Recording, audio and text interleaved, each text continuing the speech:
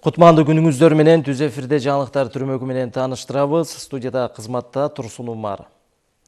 Экс-президент Алмазбек Атамбаевдин мурдагы кеңешчиси камактагы Икрамжан Илмияновдун ишин тергөө аяктады. Бул тууралуу Улуттук коопсуздук мамлекеттик комитети билдирди. Ага карата $150.000 мыйзамсыз ээлеп алуу фактысы боюнча кылмыш иши козголгон. Шопур деген каймана ат менен таанылган жана мурдагы президенттин эң ишенимдүү адамдарынын бири Илмиянов 2018-жылдын 20-октябрында Орусиядан кармалып Кыргызстанга жеткирилген. Учурда ал УКМКнын тергөө абагында кармалууда. 2019 жылдын 10-июнунда тергөөнүн жыйынтыгында Илмиянов Кыргыз Республикасынын кылмыш жаза кодексинин 204-беренеси боюнча кылмыш жасагандыгы тууралуу маалымдалып, андан кийин тергөө аягына чыккандыгы жарыяланды. Азыркы учурда Илмиянов жана анын жактоочусу ушул козголгон ишинин материалдары менен таанышып жатат. Бүгүн 1 сааттан соң Жогорку кеңештин батыш залында экс-президент Алмазбек Атамбаевди кол тийбестиктен ажыратуу үчүн түзүлгөн парламенттин атайын комиссиясынын отуруму өтөт. Жыйын каалагандар үчүн ачык. Белгилей кетсек, 13-июндагы Жогорку кеңештин жалпы жыйынында атайын комиссия түзүлүп, анын курамына КСДП фракциясынан депутаттар Өмүрбек Бакиров, Евгения Строкова, Кожобек Рыспаев, Максатбек Эгембердиев, Республика Ата журт фракциясынан Талант Мамытов, Бактыбек Райымкулов, Жыргалбек Турускулов, Кыргызстан фракциясынан Канатбек Исаев, Алмазбек Токторов, Өнүгүү Прогресс фракциясынан Алтынбек Жунусулу, Бирбол фракциясынан Бактыбек Турусбеков, Атамекен фракциясынан Каныбек Иманалиев кирген. Ошондой эле комиссиянын иштөө мөөнөтү 7 күн деп белгиленген. Баткен облусунда 2 жолу жер титиреди. Бул тууралуу сейсмология институту билдирди. Анын маалыматына караганда 16-июнда саат 19-дарда Баткен облусунун аймагында очогунда күчү 3 балга жеткен жер титирөө катталды. Жердин силкиниши Кадамжай районунун Карашору айылында 2 балга чейин сезилген. Ал эми 17-июнда таңкы саат 5-терде Лейлек районунун Өзгөрүш, Катыраң айылдарында 3 балга, Маданият, Кара Суу айылдарында 2,5 балга чейин сезилген. Жабыркагандар жана кыйроолор катталган жок. Араван районунда сууга агып бара жаткан 2 жаштагы кызды куткарып калган 12 жаштагы Мыктыбек Усаров Ош облустук ички иштер башкармалыгынын ардак грамотасына татыктуу болду. Тартип сакчыларынын мындай сыйлоосуна тестире баланын шамдагы айлыгы түрткү болду. Анткени өзүнүн өмүрүн тобокелге салып, наристени суудан suurуп алып чыккан. Андан улам Араван райондук ички иштер бөлүмү тарабынан жаш куткаруучу Мыктыбек мындан ары да сергектигин арттырууга спорттук кийим, эмеректер, велосипед белекке берилди. Ал эми аман калган бактылуу Нур кызга оюнчуктарды тартууларды тартуулады. Эске салсак, Араван районунун Октябрь айылынын тургуну 6-класстын окуучусу Мыктыбек 1 жаш 8 айлык наристе каналдагы бара жаткан жеринен куткарып калган. 2019-жылдын 6 ай ичинде сууга түшүү боюнча 5 факт катталган Ош облустук ички иштер башкармалыгында. Ал эми ошол учурда Усаров Мыктыбек 6-класстын окуучусу өзүнүн турмуш жашоосун тобокелдикке салып, эч кандай коркунучу жок, эр жүрөк көрсөтүп, ошо 2 жашар кызды куткарып алганга биз үчүн сыймык. Ошондуктан бул да мен ойлойм жашөспүрүмдөрдүн арасында стимул болот. Башка балдар ошол сыяктуу Араван РИИБтин өздүк курамы велосипед, спорттук кийимче тоопторду тапшырды. Ал эми куткарылган кызга да кукла оюнчуктарын тапшырылды.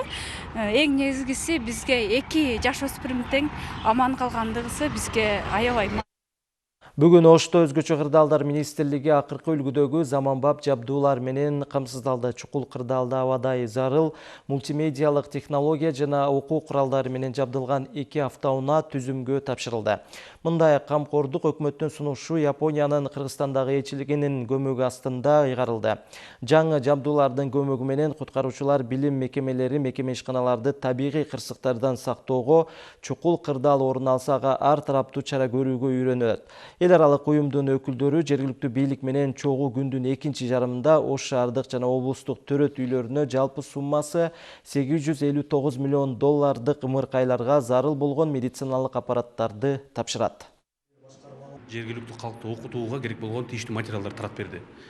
Ошону менен бирге 2 автотехниканы Toyota Hilux маркасындагы ошону берүү боюнча сертификатын тапшырып кетти. Кудайым буйруса, булардын айтымына караганда июндун айына чейин келет, полностью оборудованный. То есть булардын керектиги эмнеде? Значит, элди окутууда бюджетте бир аз акча тартыш болгондуктан булар бизге жардам болуп ошо чыгарып берип атат да расходный материалдарды. Мына өзүңүздөр көргөндөй азыр сабактарды өткөндөн кийин ошол материал закреплять этиш үчүн кандайдыр бир китептерди, буклеттерди, плакаттарды, ошол материалдарды баарын таратып берет. Башка кабарлардан Ош облусунун Кара Суу районуна караштуу Шарк айылында сүттү кайра иштетүүчү ишкана күнүнө 1 тонна сүттү кайра иштетип, сүт азыктарынын жаңы түрлөрүн сунуштай баштады. Завод $35.000 заманбап технология менен жабдылып, мурда желим бөтөлкөлөрдө өндүрүлгөн сүт азыктары эми нукура кагаз баштыктарда чыгарыла баштады. Аталган ишкана күнүнө 500 литр каймак, ал эми 200 литр сүттү, 300 литр айран чыгарат. Ишке жергиликтүү 10 жумушчу тартылган. Ишкананын кубаттуулугу суткасына 2 тоннага чейин сүттү иштетүү мүмкүнчүлүгү бар. Өндүрүлгөн сүт азыктары Ош облусунун аймактарына, Жалал Абад шаарына дейре кардарларга дүң баада сатылууда. Алдыда йогурт жана сүт азыктарынын 2 жаңы түрүн өндүрүү цехи ишке түшсө, жумуш орундары 2 эсеге көбөйөт. Аппаратын сатып алып ошол коробкаларды чыгара баштадык. Ошол негизинде биздин содабыз дагы баягы алдыга жылыш болду. Келечекте дагы ушул сүттүн көлөмүн көбөйтүү менен, мисалы үчүн 1 тонна, 1,5 тонна, азыр 1 тонна иштеткен болсок 1,5 тоннага чейин, 2 тоннага чейин иштеткенге мүмкүнчүлүгүбүз бар. Дагы биз келечекте йогурт чыгарсак дейбиз, ряженка чыгарсак дейбиз. Ушуларды чыгарып дагы сатууну дагы алдыга жылдырсак деген үмүттөрүбүз бар. Премьер-министр Мюнхен эл аралык аэропортунун башкаруучу директору Ральф Гаффал баштаган делегациясы менен жолугуп, аэропорттук инфратүзүмдөрүн жана аба ташууларын өнүктүрүү тармагында кызматташуу маселелери талкууланды. Өкмөт башчынын айтымында республиканын транспорттук логистикасын кеңейтүү жана жүргүнчүлөрдү ташуу көлөмүн көбөйтүү боюнча максаттарга жетүү, ошондой эле учуулардын коопсуздугун камсыздоо, авиация тармагын өнүктүрүү жаатындагы артыкчылыктуу иш багыттары болуп саналат. Ошону менен бирге туризмди өнүктүрүү жана өлкө аймак аркылуу учуулардын географиясын кеңейтүү максатында бир жактуу тартипте бардык каалоочу авиакомпанияларга 5-даражадагы аба эркиндиги укугун берди.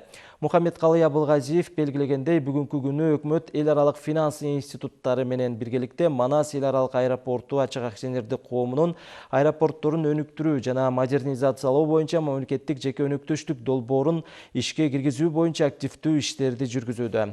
Ральф Гаффал Мюнхен эл аралык аэропорту Манас аэропортунун инфратүзүмүнүн өнүктүрүү боюнча долбоорду биргелешип ишке ашырууга, аны менен катар өлкөнүн эл аралык мейкиндиктеги оң имиджин илгерилетүүгө кызыктар. Анын айтымында Манас аэропортунун географиялык жайгашуу жана инфратүзүмдүк артыкчылыктарынын аркасында биздин өлкөнүн туризм жана ишкерликти өнүктүрүү потенциалы чоң. Мюнхен эл аралык аэропорту Германиядагы жүргүнчүлөрдү тейлөө саны боюнча Франкфурт на Майне аэропортунан кийинки экинчи аэропорт.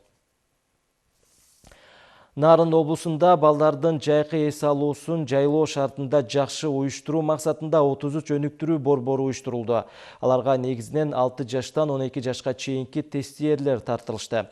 Алгачкылардан болуп ишке киришкен бул объектилерге кызыгуулар азыртан эле күч. Теманын уландысы аймактык кабарчыбыз Бөлөкбай Шеримбековдун материалында.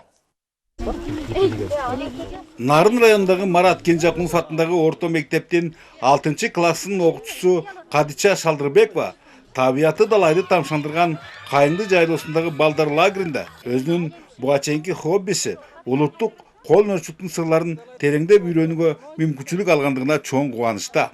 Учурда бул жерде жогорудагы каарманыбыз менен бирге эле 200ге жакын балдар кыздар эс алышууда. Баарысы тең ар кандай өнөрлөргө жакын болушкандыктан алардын мындай кызыктары алдын ала эске алынып, тиешелүү шарттарды түзүп берүүгө аздыр көптү аракеттер көрүлгөн. Башкы басым айрыкча элибизге нукура мүнөздүү уустчулук менен устачылыкты жайылтууга жасалган. Жергиликтүү бийлик башчыларынын айтымдарында бул жолку эс алуу өнөктүгүндө жайлоо шартындагы ар бир өнүктүрүү борборунун кесиптик багыттары болмокчу. Биз ошо этно кол өнөрчүлүккө басым жасап атабыз. Өзгөчө баса белгилей кетсем, Нарын району ушул демилгени колго алды. Себеби дегенде биз ушу Нарын облусун кийиздин дүйнөсү деп тааныганы турабыз буюрса. Ал эми Кайыңды жайлоосунда эс алып жаткан өспүрүмдөргө кол өнөрчүлүк менен бирге эле чет тилдерди үйрөтүү колго алынгандыкпы ага кезекке тургандар арбын. Бирок убакыттын кыскалыгынан баарысын тең эле эңсегендери ишке ашаары арсар. Андыктан мындай муктаждыктарды толук канааттандыруунун жолдору изделүүдө. Лагерди уюштурууда ошо ата-энелер жардам берип атышат. Андан сырткары ошо мектептин жамааттары жардам берип чыгарып, ушул балдарды эс алдырып атабыз. Балдардын быйылкы эс алууларын уюштурууда ошондой эле мектепке чейинки тарбия берүүдө унутулбай бул багытта облус боюнча 20 лагерь өз милдеттерин аткарууга киришишти.